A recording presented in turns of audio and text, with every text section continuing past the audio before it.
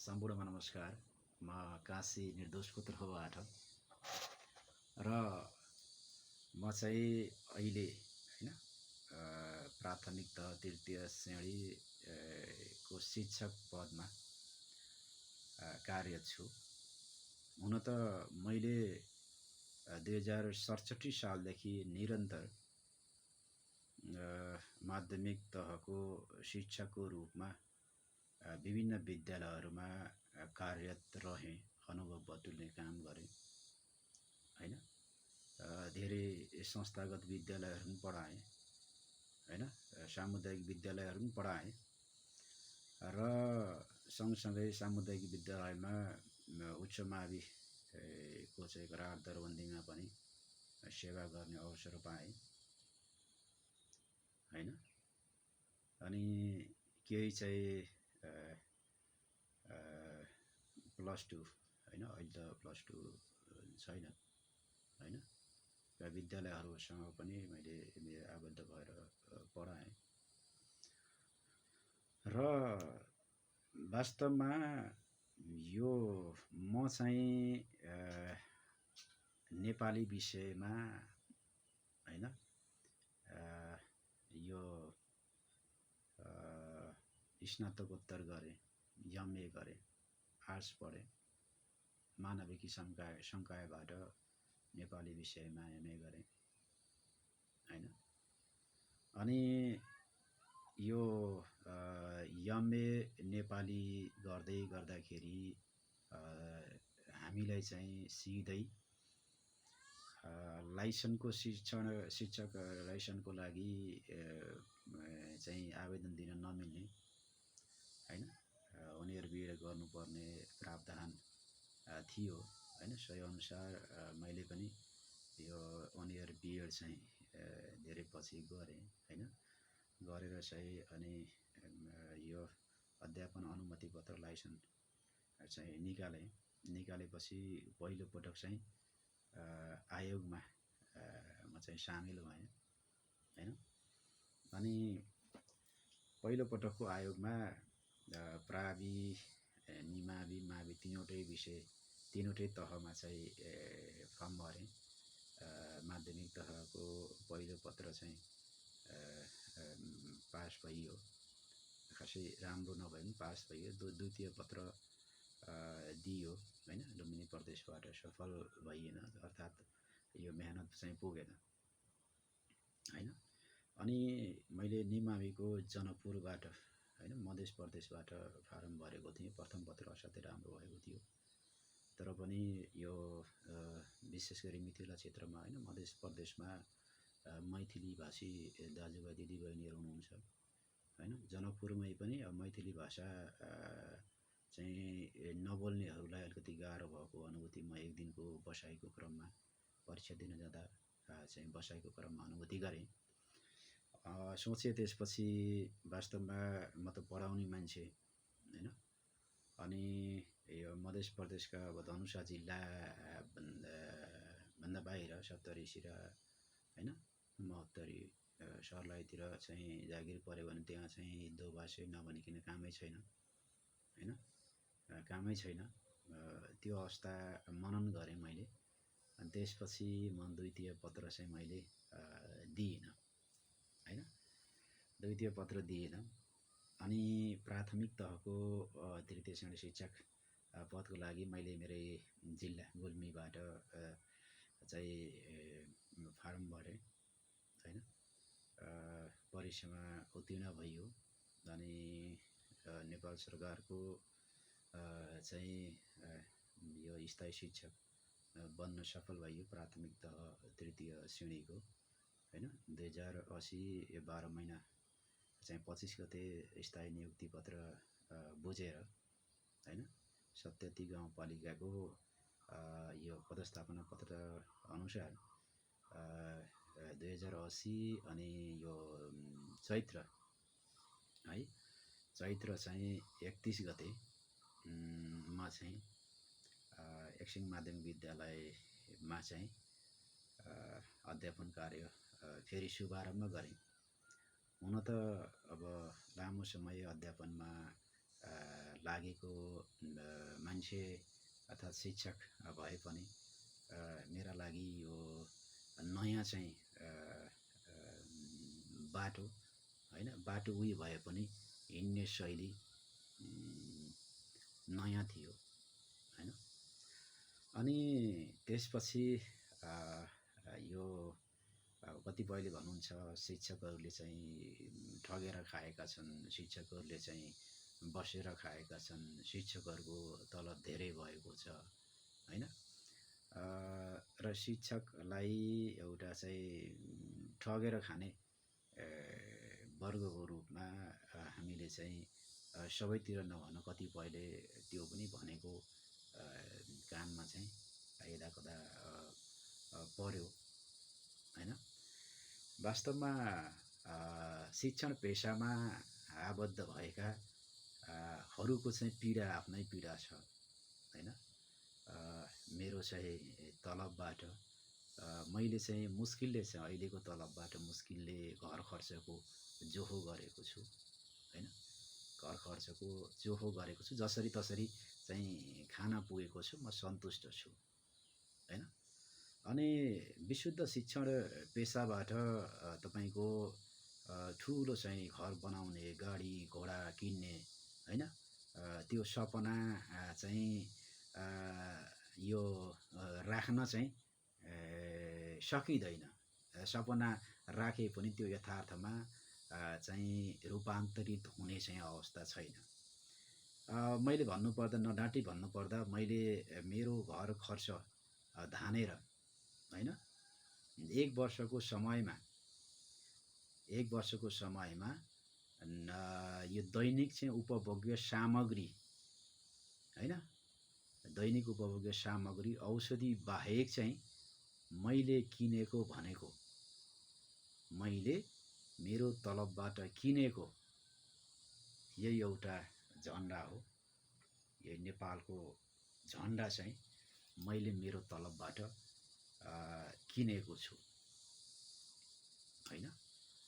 अब यो महँगी चाहिँ तलब थोरै हो पनि म भन्दिनँ, तर यथार्थ के हो भने महँगी चाहिँ हाम्रो तलबभन्दा धेरै गुणा बढेको यथार्थ होइन।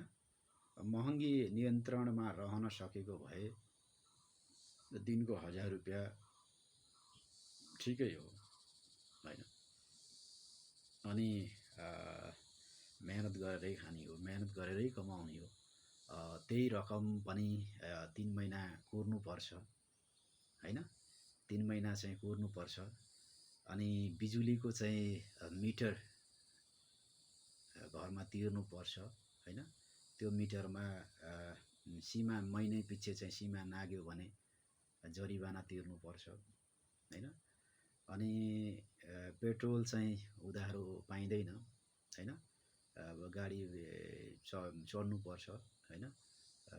गाडी पनि अब त्यस्ता शिक्षकले महँगा गाडी किन्न सक्ने अवस्था छैन, पुराना थोत्रा गाडीहरू होइन, तेल कम खाने गाडीहरू चाहिँ किनेर चलाउने, बनाउँदै चलाउँदै होइन गरेको यथार्थ नै हो। तेल राख्नुपर्छ, तेल उधारो पाउँदैन। औषधि उधारो चाहिँ हस्पिटलमा उधारो औषधि चाहिँ पाउँदैन होइन। अनि अर्को कुरा फेरि सँगसँगै यो टेलिकमको चाहिँ अब इन्टरनेटको सुविधा नभएको, इन्टरनेटको चाहिँ बिल चाहिँ तिर्नुपर्ने हुन्छ, महिना पछि तिर्नुपर्ने हुन्छ होइन। जे होस् चाहिँ ती 3 महिनामा तलब पाइएको छ। 1 महिनामा प्रत्येक महिना पाउन सके अझै राम्रो हुने थियो होइन। कमसेकम 3 महिनासम्म ब्याजमा चाहिँ पैसा खोजेर चल्नुपर्ने होइन। अनि खातामा 3 महिनामा पैसा आउँछ, खातामा आउने बित्तिकै त्यो खाताबाट निकालेर चाहिँ तिनै चाहिँ पहिला लिएका ऋणहरूलाई तिर्नुपर्ने बाध्यता छ होइन। यो यथार्थ कुरा नै हो होइन, यथार्थ कुरा नै हो। अर्को कुरा अब शिक्षकहरूले नपढाएर शिक्षकहरू ठगेर गुणस्तर बिग्रियो होइन भन्ने विषयमा मेरो चाहिँ विचार के छ भने, हुन त एक दुई एकाध ठाउँमा त्यस्तो पनि भएको होला होइन। तर शिक्षकहरू चाहिँ त्यस्तो अवस्थामा भए पनि त्यसका दोषी चाहिँ हामी सबै हौँ होइन। हामीले विद्यालयमा अनुगमन गर्ने, निगरानी गर्ने होइन, आफ्नो बच्चाको पढाइमा ध्यान दिने होइन, शिक्षकलाई चाहिँ अनि सकारात्मक तरिकाले चाहिँ शिक्षक हामी शिक्षकलाई पनि तपाईँहरूले मार्गनिर्देशन गर्न सक्नुहुन्छ, सल्लाह सुझाव दिन सक्नुहुन्छ। त्यो नदिएको अवस्था हुनसक्छ, विद्यालय नपुगेको अवस्था हुनसक्छ होइन। बच्चाको सिकाइ क्षमता चाहिँ सबैको एकनास हुँदैन। तर पनि यो शिक्षण सिकाइ क्रियाकलापमा बच्चाको हाम्रो अपेक्षा अनुसार चाहिँ शैक्षिक गुणस्तर चाहिँ नदेखिनु, उपलब्धि हासिल नहुनुमा धेरै कारणमध्ये मैले पहिलो कारण चाहिँ अभिभावकको चेतना स्तर होइन, चेतना स्तर, त्यसपछि अभिभावकको चाहिँ आर्थिक अवस्था नै मुख्य कुरा देख्छु। हुन त अरू धेरै विद्यालयसँग सम्बन्धित कारणहरू छन् होइन। अनि त्यसपछि गएर चाहिँ मानसिक वृद्धि विकाससँग सम्बन्धित चाहिँ कुराहरू छन् होइन, संवेगात्मक पक्षका कुराहरू छन् होइन, त्यसपछि समुदायका कुराहरू छन् होइन, अनि परीक्षा प्रणालीका कुराहरू छन्। जे भए पनि होइन, जे भए पनि वास्तवमा जबसम्म पारिवारिक विद्यार्थीको अर्थात् बच्चाको पारिवारिक चाहिँ सदस्यहरूको चेतना स्तर बढ्दैन वा बढे पनि त्यो व्यवहारमा हामीले उतार्न सक्दैनौँ, तबसम्म हाम्रा बच्चा हामीले सोचे जस्ता बन्न सक्दैनन्, यथार्थ हो। अर्को कुरा, आर्थिक अवस्था कमजोर हुनु पनि शैक्षिक गुणस्तर सुध्रन नसक्नुको मुख्य कारण हो। किन हो भने विषयमा, हुन त गरिब परिवारमा, सामान्य परिवारमा जन्मेका कतिपय बालबच्चाले राम्रो प्रगति गर्नुभएको छ होइन। हामीले देख्छौँ, हामी उत्प्रेरणा पनि दिन्छौँ होइन, हौसला पनि दिन्छौँ। तथापि अधिकांश चाहिँ यो गुणस्तर चाहिँ अभिवृद्धि नहुनुमा अभिभावकको कमजोर आर्थिक अवस्था जिम्मेवार छ। किनभने अहिलेको परिप्रेक्ष्यमा यो घरमा एकल परिवारको चाहिँ प्रणाली चाहिँ बढ्दै गएको छ। धेरै बालबच्चाहरू एकल परिवारमा बस्ने, अनि परिवारमा चाहिँ अब घर परिवार धान्नको लागि लगभग चाहिँ होइन, लगभग चाहिँ 70% चाहिँ बालबालिकाका अभिभावकहरू होइन घर छोडेर चाहिँ वैदेशिक रोजगारीमा गएको अवस्था छ होइन। अनि घरमा आमा एक्लै हुने, आमाले मेलापात पनि गर्नुपर्ने, घाँसदाउरो गर्नुपर्ने होइन, सामाजिक काममा पनि जानु पर्यो होइन, सबै कुराहरू इष्टमित्र सम्हाल्नु पर्यो। अनि बाउको चाहिँ बुवाको माया, बुवाको संस्कार होइन, बुबाको निगरानी चाहिँ नहुने भयो। एउटी आमाले मात्रै गर्न सक्ने अवस्था छैन होइन। फेरि एउटी आमाले अब माया गर्दाखेरि, माया गाली गर्दा पनि अब बच्चालाई सम्झाउने अर्को, आमाले गर्दा बाउले माया गर्ने, बाउले गर्दा आमाले चाहिँ सम्झाउने, त्यो वातावरण चाहिँ धेरै बालबालिकाको छैन होइन। बिचरा अब घर परिवारको चाहिँ चलाउनको लागि, त्यही छोराछोरीलाई पढाउनको लागि भनेर विशेष गरी यो अरब देशमा होइन, अरब कन्ट्रीहरूमा जाने अभिभावकको चाहिँ पीडा वेदना छुट्टै ठाउँमा छ होइन। बिचरा अब एउटा 20 वर्षमा चाहिँ बिहे गरेर चाहिँ अरब कन्ट्रीमा छिर्ने नेपाली दाजुभाइहरू होइन, अब 3 वर्षमा एकचोटि घर आउनुहुन्छ, 3 महिना बस्नुहुन्छ होइन। अनि 50 वर्षसम्म गर्दाखेरि 30 वर्ष, 30 वर्षमा अनि 3 महिना, हेर्नुहोस् त, 30 वर्षमा अब 3 वर्षको 1 महिना भएपछि होइन, 3 वर्षको 1 महिना भएपछि 6 वर्षको चाहिँ 6 महिना भयो होइन, 9 वर्षको अनि 9 महिना भयो होइन, अनि 12 वर्षको 12 महिना भयो होइन, अनि जम्मा 30 महिना हैन। 30 महिना चाहिँ घरमा बस्नुहुन्छ अनि 30 महिना घरमा बस्दै गरे पनि हैन, अब 15 महिना त घरमा आउँदाखेरि इष्टमित्र साथीभाइ आफन्ती यताउता हैन सामाजिक काममा जान पर्यो। अनि बच्चासँग समय बिताउने बाँकी रहेछ 15 महिना। 15 महिना पनि बच्चाको स्कुल हुन्छ, बच्चा स्कुल जान्छ हैन। अनि बच्चालाई संस्कार, माया, प्रेम, आदर्शका कुराहरू सिकाउने हैन। अनि बच्चालाई सँगै चाहिँ उत्प्रेरणा दिने काममा बिचरा ती विदेशिनु बाध्य भएका अनि हामी हाम्रा दाजुभाइ हामी नेपालीहरूका चाहिँ बालबालिकाहरूलाई मुस्किलले हैन, मुस्किलले चाहिँ अब त्यही 6-7 महिना हैन, 8-9 महिना मात्रै बच्चाले बाबुको प्रत्यक्ष स्पर्श पाउने यथार्थता हो हैन, यथार्थता हो। अनि जसले गर्दाखेरि बच्चालाई सही चाहिँ निर्देशन घरमा दिन सकिएको छैन। बाबुको माया र आमाको माया संयुक्त रूपमा बच्चाले स्पर्शको तरिकाले सानैबाट पाउन सकिरहेको छैन, जसले गर्दा पनि बालबालिकाको मनोविज्ञानमा असर परिरहेको छ, यथार्थ हो हैन। कमसे कम आर्थिक अवस्था बलियो हुन्थ्यो, हामी रोजगारीको अवस्था सिर्जना गर्न सक्थ्यौँ हैन, हामी नेपालमै बस्थ्यौँ भने बच्चालाई चाहिँ केही राम्रो बनाउन सकिन्थ्यो, व्यावहारिक बनाउन सकिन्थ्यो जस्तो मलाई लाग्छ हैन। अनि त्यसबाहेक चाहिँ हामी बच्चाले पढेनन् भन्छौँ हैन, हामी बच्चाले पढेनन् भन्छौँ अनि मेरो बच्चाले पढेन भन्छौँ, किताबै हेर्दैन भन्छौँ। अनि म देख्छु हामीले पढ्ने काम चाहिँ बाल बच्चाको मात्रै ठान्यौँ हैन। अनि हाम्रो घरमा मुस्किलले कतिपयकोमा त राख्नु भएको छ, देखिएको छ, तर अधिकांशको घरमा तिनै बच्चाले पढ्ने किताब बाहेक अरू किताब छैनन्। अर्थात् हामीले चाहिँ घरमा कुनै पुस्तक पढ्दैनौँ, पुस्तकको सङ्ग्रह पनि गर्दैनौँ हैन। अनि बच्चाले कोर्सको किताब पढ्नु पर्यो, हामीले चाहिँ हाम्रो यो चाहिँ ज्ञान अभिवृद्धि गर्नको लागि हामी गृहिणी छौँ भने पाककला सम्बन्धी, खाना कसरी पकाउने सम्बन्धी, राम्रो कसरी बनाउने सम्बन्धी किताबहरू आउँछ। हामी कृषिमा आबद्ध छौँ हैन, अनि कृषि प्रणालीलाई व्यवस्थित बनाउने हैन, कसरी चाहिँ बढी लाभ लिने भन्ने विषयमा पुस्तकहरू पाइन्छन् हैन। धर्म कर्ममा रुचि राख्छौँ, केही धार्मिक पुस्तकहरू अहिले चाहिँ विभिन्न प्रकारका धार्मिक पुस्तकहरू बजारमा पाउँछ, पुस्तक पसलहरूमा पाउँछ, ती पुस्तक पढ्न सक्छौँ। अनि पत्र पत्रिका पढ्न सक्छौँ हैन।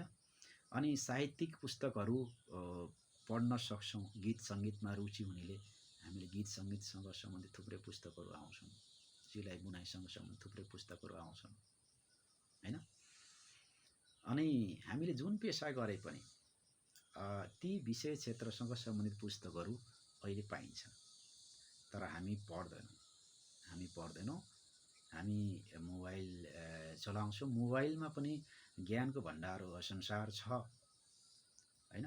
तर हामी कस्तो भयो भने, मेरो विचार है, हुन त म पनि प्रयोग गरिरहेको छु, त्यो अन्यथा नसोच्नु होला। हामी चाहिँ अरूले बनाएको सामग्री प्रयोग गरेर हैन, हामीले अरूलाई धनी बनाउने काम गरिरहेका छौँ हैन। यो यथार्थमा हामी सिरियल हेर्छौँ हैन, हो मनोरञ्जन पनि चाहिन्छ, सिरियल हेर्छौँ अनि त्यो सिरियल चाहिँ अरूले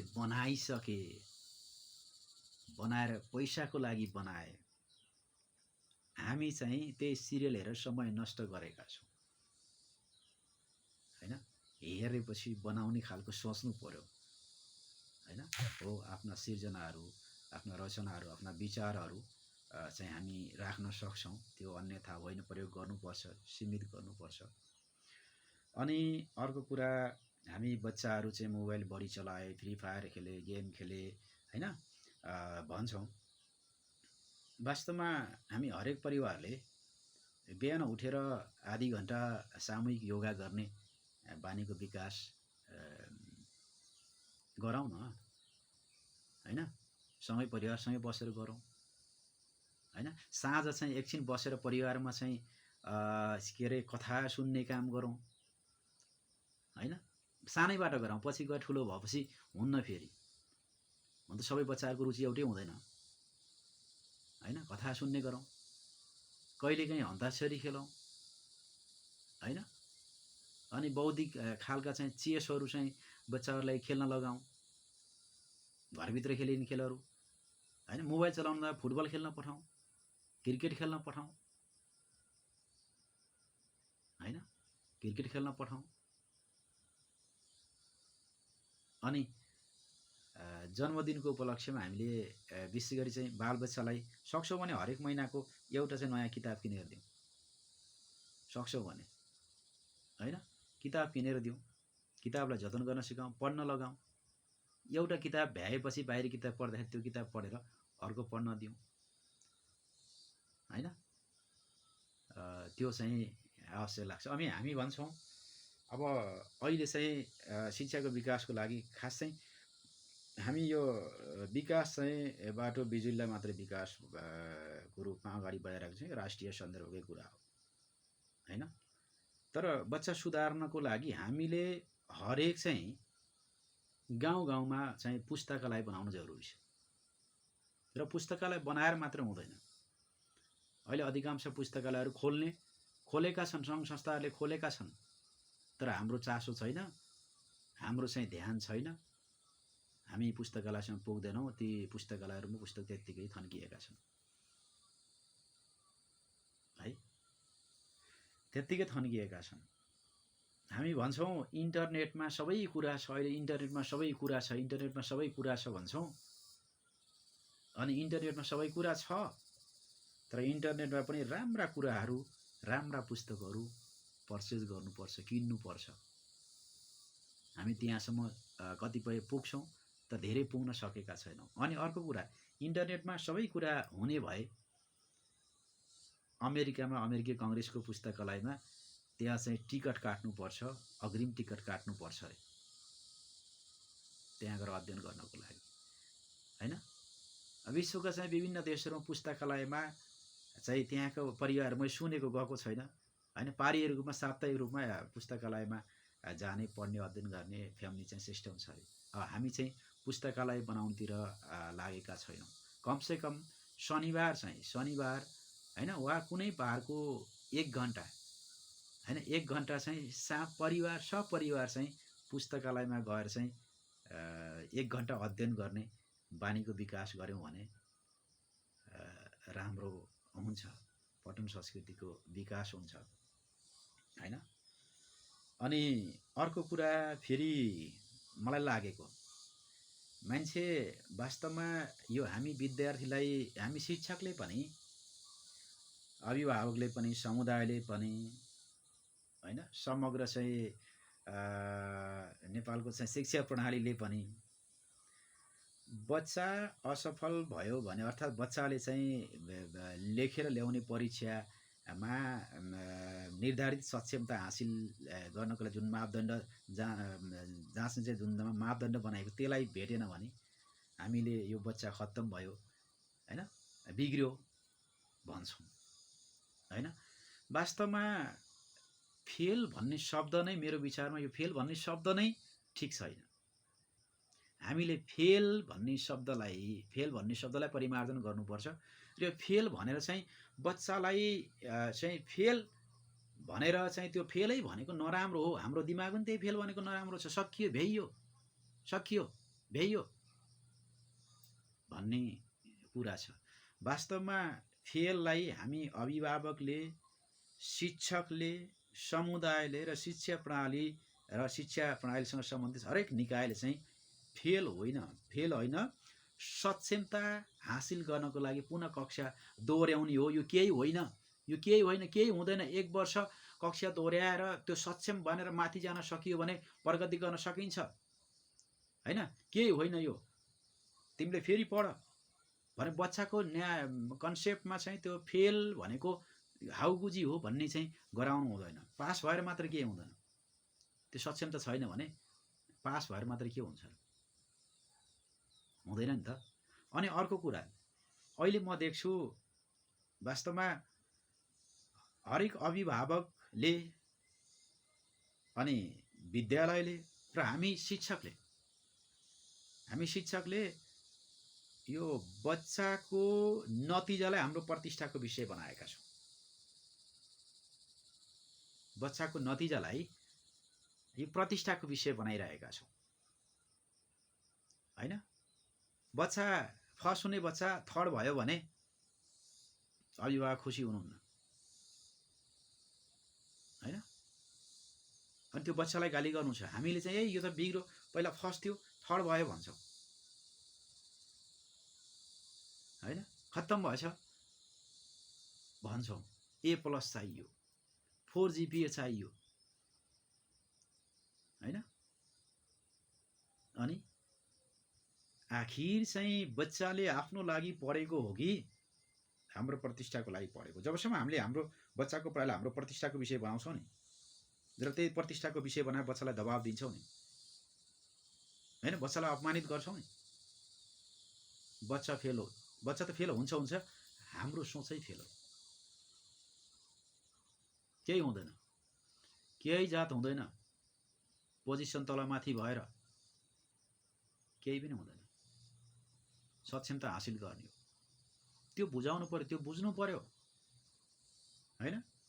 त्यो बुझ्नु पर्यो, यो हामी सबैको दायित्व पनि हो। बच्चालाई व्यावहारिक बनाउनु पर्यो, हैन? Education is nothing but a formation of habit भनेर त्यही शिक्षाका परिभाषाहरू घोक्ने, अनि ह्याबिट भन्दा चाहिँ रिजल्ट चाहिँ खोजेर हुन्छ, केही हुन्न। कक्षा 1 वर्ष 2 वर्ष कक्षा दोहोऱ्याएर पनि केही हुँदैन। 25 वर्षमा पढ्ने उमेर हो, हतार छ हामीलाई। हतार किन छ? पैसै कमाउनु छ, हैन? अनि हामी शिक्षकले पनि हामीले पढाएका विद्यार्थीहरूले राम्रो GPA ल्याए, हैन? हरेक विद्यालयले विद्यार्थीले राम्रो चाहिँ नतिजा चाहिँ ल्याए भने अनि स्कुलको भित्तामा ठुलो त्यो फ्ल्याक्स प्रिन्ट बनाएर चाहिँ टाँसिन्छ, हैन?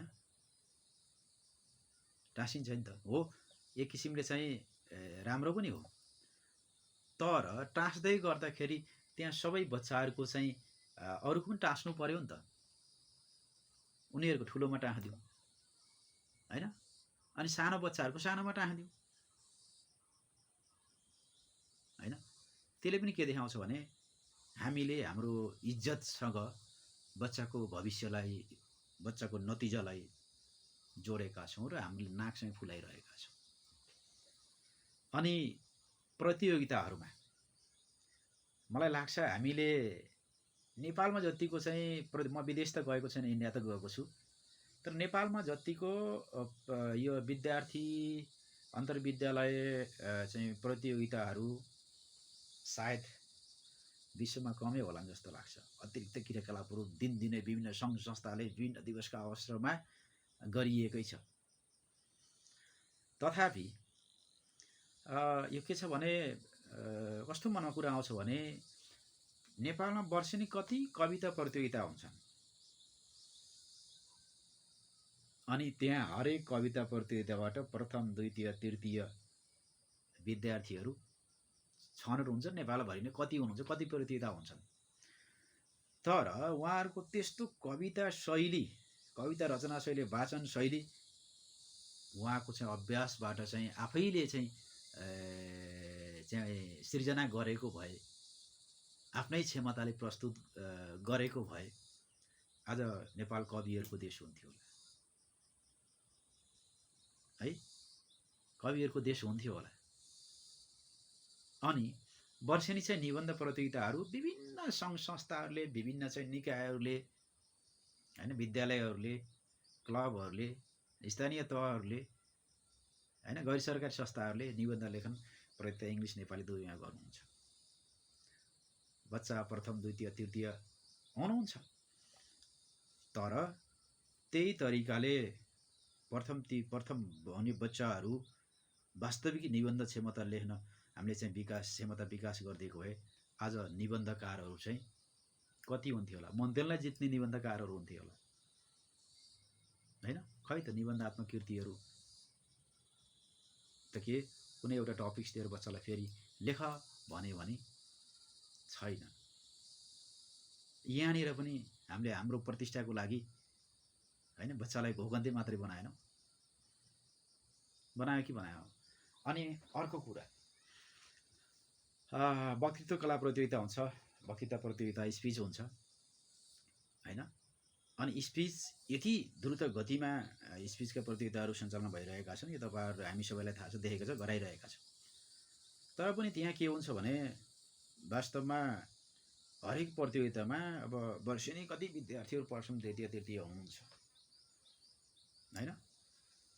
अनि त्यहाँ चाहिँ अब त्यो स्पिचमा जितेका भाइ बहिनीहरू वास्तविक क्षमता हामी ती भाइ बहिनी विकसित गरेको भए आज नेपालमा पब्लिक स्पिकरहरू टोल टोलमा हुनुपर्ने हो हैन, टोल टोलमा हुनुपर्ने हो। त्यो अवस्था छैन। मलाई त लाग्छ हामीले प्रतिभा प्रस्फुटनको लागि प्रतियोगिता गर्छौं हैन, तर यो हामीले हाम्रो प्रतिष्ठा, हाम्रो विद्यालयको प्रतिष्ठा, हाम्रो प्रतिष्ठाको लागि बच्चाको सृजनशीलतालाई मारेका छौं। अनि जो सृजनशील बच्चा छ नि, जो सृजनशील बच्चा छ नि, उसलाई सधैँ पछाडी पारेका छौं हैन, सधैँ पछाडी पारेका छौं। त्यो थेचेको थेचे जसले घोक्न सक्छ हैन, जसको बोली प्रष्ट छ, हामी घोकाइदिन्छौँ, लेखाइदिन्छौँ, पठाइदिन्छौँ, वाह गर्छौँ। बच्चाले खोजेर हैन आफै लेख, छन्द कविता वाचन गर्छ बच्चाले, यो छन्दको भन्छ, गर्दैछु मेरो रचना भन्छ, छन्दको गण व्यवस्था थाहा छैन हैन, त्यही छन्दमा अर्को गर भने थाहा छैन। मैले लेखेको कविता भन्छ, उलाई त्यही शब्द सोध्ने भने शब्दको अर्थ थाहा छैन। मैले लेखेको निबन्ध भन्छ हैन, अनि त्यो निबन्धको एउटा अंश झिकेर, एउटा वाक्य झिकेर यसले भन्न खोजेको के हो भने सक्दैन। यथार्थ नै हो। अनि यसरी हामीले बच्चालाई हैन, मलाई त यस्तो लाग्छ हामीले बच्चालाई प्रथम बनाउने होडबाजी चलायौँ। अधिकांश प्रतियोगितामा सीमित बच्चाहरू गएका हुन्छन्। स्पिचमा धेरै ठाउँ एउटै बच्चा गएको देखिन्छ, कविता प्रतियोगितामा एउटै बच्चा गएको देखिन्छ हैन, अरू बौद्धिक खालका प्रतियोगितामा त्यस्तो देखिन्छ। अनि त्यसले चाहिँ एक त बच्चाको सिर्जना पनि मार्यो, अर्को कुरा जो सृजनशील क्षमता भएका बच्चाहरू छन् नि, उनीहरूको प्रतिभा चाहिँ अगाडि बढ्न सकेन। अनि हैन, अनि हामीले चाहिँ यो के रे बच्चामा क्षमता भएन भन्छौँ के, वास्तवमा हामीले चाहिँ बच्चाको क्षमतालाई हामीले कुल्चिदिएका छौँ। तसर्थ प्रतियोगिता चाहिँ गराउँदाखेरि हैन निष्पक्ष रूपमा हामी शिक्षकहरूले चाहिँ सिकाउँ, नलेखिदिउँ।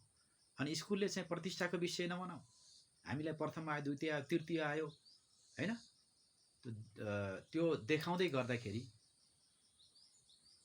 हैन, त्यही देखाउनको लागि देखाउने होडबाजी चल्दाखेरि बच्चाका वास्तविक प्रतिभाहरू ओझेलमा परेका छन्,